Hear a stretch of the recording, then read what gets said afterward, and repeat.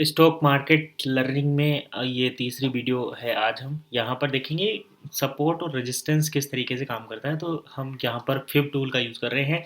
जैसे कि पहले भी हमने बताया था कि जब मार्केट एक रेंज में होता है, जैसे कि यहाँ ये मार्केट एक रेंज में है, तो जो प्रीवियस हाई लो बनते हैं उसी के बेसिस पर हम फिब टूल को ड्रॉ करते हैं और वहीं से मार्केट की कंडीशंस लेते हैं। तो देखिए यहाँ पर हमने इस पॉइंट से इस पॉइंट ये हाई एयर लो बना हुआ है, यहाँ पर फिब टूल ड्रॉ किया था। तो कल के सेशन में हमने देखा था कि मार्केट जो है यहाँ 0.5 के लेवल को ये इस लेवल पर ब्रेक नहीं कर रहा है। दैट मीन्स कहीं ना कहीं यहाँ पर बायर्स इंटरेस्टेड नहीं है 0.5 के लेवल से नीचे। तो या तो उन्हें एक एग्जैक्ट एंट्री प्राइस मिलना चाहिए। अगर हम यहाँ पर देखें, देखिए स्टॉप लॉस और टारगेट के बेसिस पर ही एंट्री ली जाती है। तो यहाँ देखें तो इतना बड़ा टारगेट है, लेकिन स्टॉप लॉस भी तो इतना ही बड़ा हो रहा।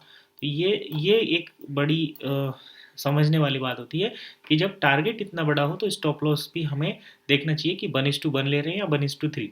तो यहाँ पर 0.5 के लेवल से अगर ये ऊपर जाता, तब 0.5 के लेवल को स्टॉप लॉस बनाकर, जैसे यहाँ पर कोई कैंडल क्लोज हो जाती, तो ये स्टॉप लॉस रखकर इतना स्टॉप लॉस हो जाता और ये टारगेट हो जाता। ये तो ठीक था, लेकिन 0.5 के लेवल से नीचे स्टॉप लॉस बड़ा हो रहा था, टारगेट छोटा, इसीलिए यहाँ पर एंट्री नहीं बन रही थी। लेकिन जैसे ही मार्केट कल यहाँ से गिरकर यहाँ तक पहुँचा और यहाँ इसने कंसोलिडेट किया, दैट मीन्स अब बायर्स के लिए स्टॉप लॉस हो गया छोटा और एंट्री हो गई बड़ी। बस यही मार्केट में करना होता है। देखिए ऐसा ज़रूरी नहीं है कि यहीं से मार्केट रिवर्स करना था। मार्केट यहाँ से इस सपोर्ट को ब्रेक भी कर सकता था, ब्रेक करके नीचे भी जाता, लेकिन अगर ये ब्रेक करता तो हमारा स्टॉप लॉस ये बन रहा था, ये स्टॉप लॉस था, यानी कि यहाँ पर स्टॉप लॉस छोटा हो रहा है। तो हमें बस यही देखना है कि स्टॉप लॉस छोटा रहना चाहिए, टारगेट बड़ा, तभी यहाँ पर सक्सीड हो सकते हैं। और फिब टूल का जो टारगेट रहता है वो जो जहाँ से ड्रॉ करते हैं, that is the point two book that particular profit. तो यहाँ पर आप इस प्रॉफिट को बुक कर सकते थे और बड़ा अच्छा ये यहाँ पर था। 62 पॉइंट का मूव दिया यहाँ पर रिलायंस ने।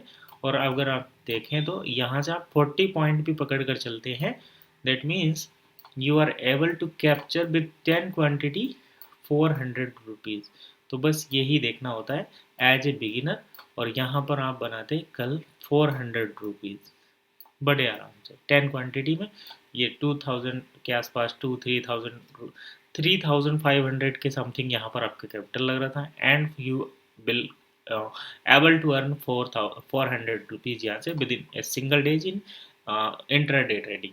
तो इस तरीके से हमें जो है ये चीज़ें देखनी होती हैं और डिसाइड करना होता है। अब देखिए ये ऐसा नहीं कि ये केवल एक ही स्टॉक पर काम करती हैं ये चीज़ें, ये सभी पर काम करती है। जैसे मैं यहाँ पर अगर एक्सिस बैंक में दिखाऊं, तो देखिए मैं एक्सिस बैंक ओपन करता हूँ और एक्सिस बैंक में भी हम सेम वही चीज़ें हाई लो ड्रॉ करते हैं। जैसे कि यहाँ पर तो हमें पता ही है कि ये हाई लो की तरफ चल चुका है और यहाँ से मैं ड्रॉ करता हूँ, ये मेरा लेवल है। यहाँ पर देखिए सीधी सी बात, वही सेम लॉजिक सेम कंसेप्ट। जब मार्केट लास्ट डे 0.5 के लेवल से नीचे रहा, देखिए ये था लास्ट डे 28 फरवरी, 29 फरवरी। 29 फरवरी में ये था 0.5 के लेवल को रेड कैंडल ने ब्रेक किया। दैट मीन्स यहाँ पर जिन्होंने 0.5 इस वाली ग्रीन कैंडल को देखकर बाय किया था, वो यहाँ पर कहीं स्टॉप लॉस रखेंगे, उनका स्टॉप लॉस कट हुआ, मार्केट से एग्जिट हो गए। अगले दिन 0.5 से नीचे था, तो स्टॉप लॉस ये रहेगा, टारगेट ये था, और यहाँ पर फिर इसमें मार्केट में रिवर्सल आया, 0.5 से नीचे ही मार्केट रह गया। नेक्स्ट डे 0.5 के लेवल को ब्रेकआउट दिया। Now this will be your stop loss. अगर आप एंट्री यहीं पर कहीं ले रहे हैं तो ये स्टॉप लॉस रहेगा एंड ये रहेगा टारगेट। हालांकि इसका टारगेट ये होना चाहिए था, लेकिन टारगेट से थोड़ा नीचे है, लेकिन प्राइस जो है ड्रॉप नहीं हुआ। तो ये फिब टूल को किस तरीके से यूज करना है ये यहाँ पर क्लियरली दिख रहा है, इसी के बेसिस पर मार्केट चलता है। दूसरे में भी देख सकते हैं, ICICI बैंक में देखेंगे, HDFC में भी देखेंगे सेम कंडीशन। तो यहाँ पर ये फिब टूल हम इस लेवल के बेसिस पर ड्रॉ करेंगे, क्योंकि यही रिसेंट हाई लो है। तो यहाँ पर अगर हम देखें तो 0.5 का लेवल ये रहा, ये रहा 0.5 का लेवल। इस लेवल पर हम बाय करेंगे तो ये हमारा स्टॉप लॉस रहेगा। अगर हम यहाँ बाय कर रहे हैं तो ये हमारा स्टॉप लॉस रहेगा। और यहाँ पर बाय करने के बाद देखिए ये है पहला टारगेट T1, इसको ही हम ज़्यादातर बुक कर लेते हैं। और ये कंडीशंस पर भी डिपेंड करता है। यहाँ पर देखिए हम ब्रेकआउट मिला है इस लेवल का, तो यहाँ पर हम इस वाले टारगेट तक भी जा सकते हैं 1.68 का जो लेवल है ये, इस लेवल तक तो ये मिला यहाँ पर हमें। अभी ऐसा ही सेम एग्जांपल हम देख लेते हैं H D F C bank में भी हम यहाँ पर प्रीवियस हाई लो मार्क करेंगे। तो यहाँ पर देखिए दो कंडीशंस बनती हैं, you can go for this point and this point, तो ये भी सेलेक्ट कर सकते हैं। Either you may consider from this highest point, तो we will considering here and check the levels. तो यहाँ पर देखिए 0.5 लेवल, 0.5 का लेवल ये है। इस लेवल पर पहले यहाँ से रिजेक्शन मिला, लेकिन देखिए इन दो बड़ी कैंडल्स के साथ यहाँ पर हमें एंट्री मिली और ये 0.1 के लेवल से ऊपर गया। लेकिन अगर देखा जाए तो मार्केट ने जो रेस्पेक्ट किया है फॉर दिस पॉइंट, तो आप यहाँ से भी जा सकते हैं। इस पॉइंट पर हमें इस कैंडल पर देखिए मिलता है ब्रेकआउट, ये हमारा स्टॉप लॉस रहेगा and this is the target. Same thing you can consider from the previous high point.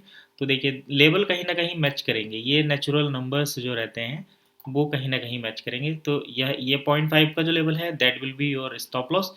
तो मैं पुराने वाले को पहले हटा देता हूँ, फिर नए वाले को देखते हैं और किस तरीके से हमें ये चीज़ें जो है यहाँ पर मिलती हैं।